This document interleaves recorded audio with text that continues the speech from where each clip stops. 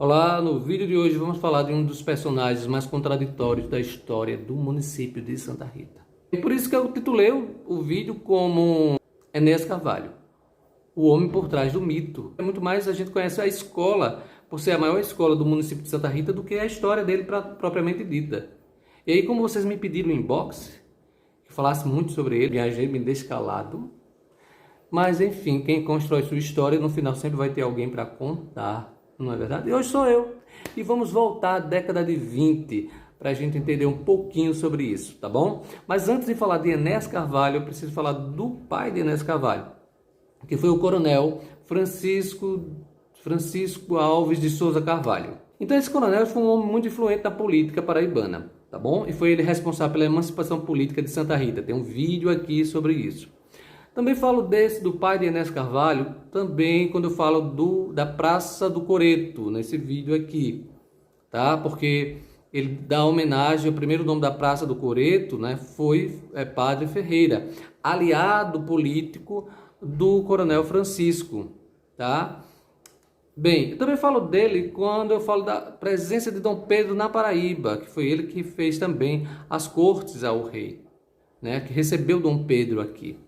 Claro que eu vou falar sobre Francisco, né? Porque o Coronel Francisco, ele é presidente do partido epiticista aqui, ou seja, o partido que tinha as ideias de Epitácio Pessoa, tá bom?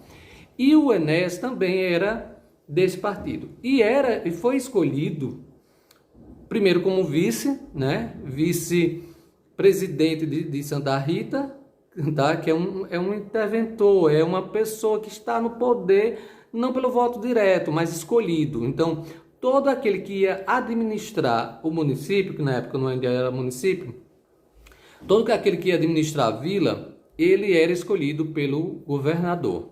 Então, Enéas, em 1917 a 18, ele foi vice do Agostinho Neto.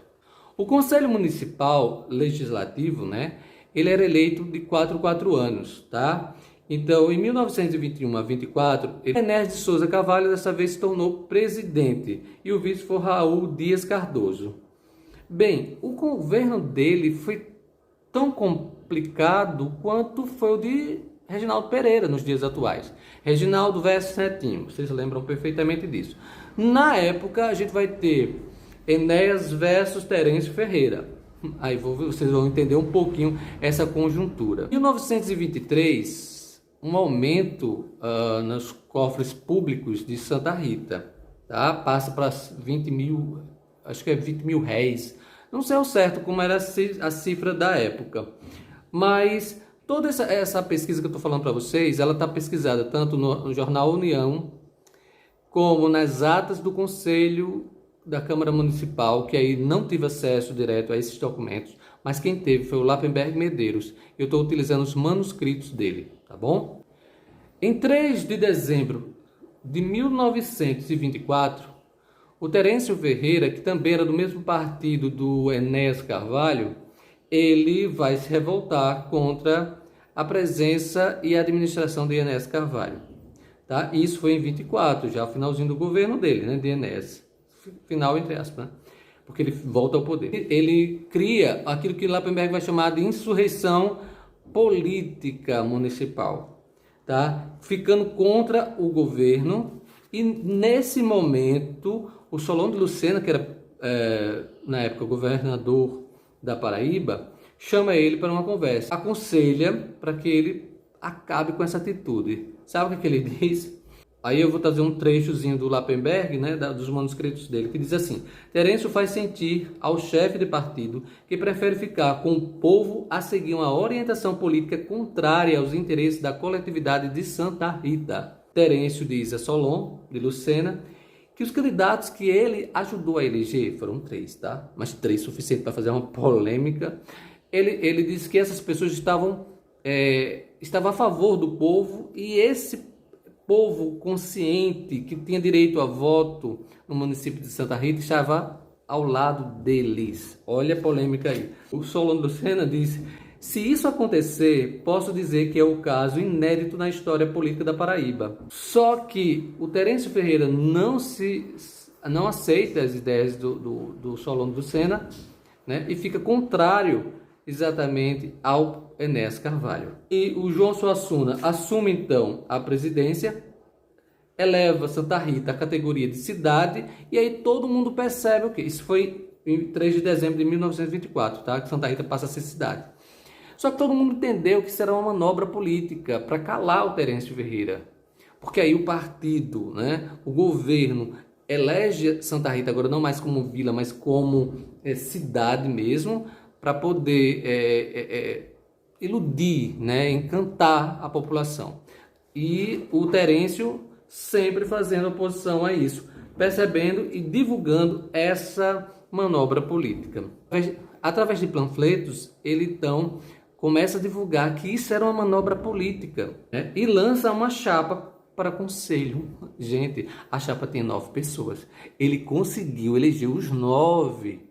E os 9 estavam contra quem? O Enéas Carvalho. O conselheiro Raul Dias Cardoso verificou os gastos do Enéas Carvalho.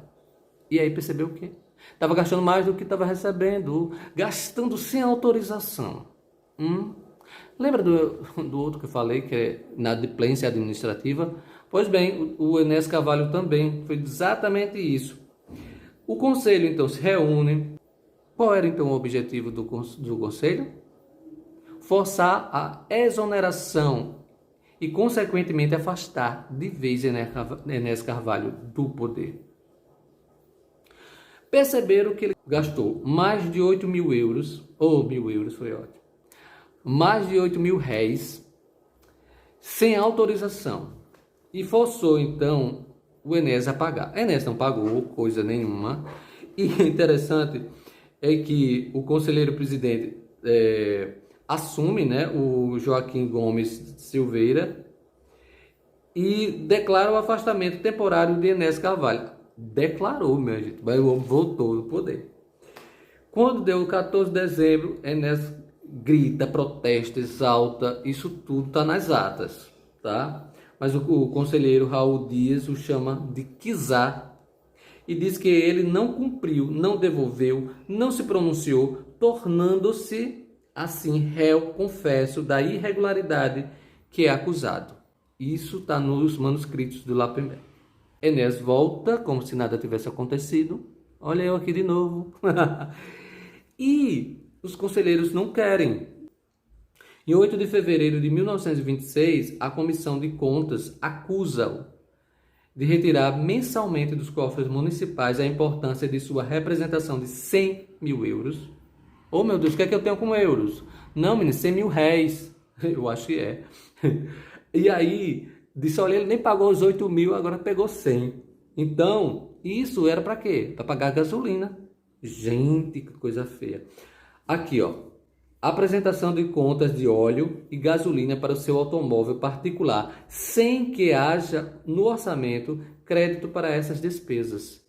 Então, o Enéas Carvalho foi acusado de ter usado dinheiro do município sem autorização, foi forçado a devolver, não devolveu, estou entendendo? E no final das contas, descobriram ainda que ele continuava gastando com gasolina e óleo dinheiro do município.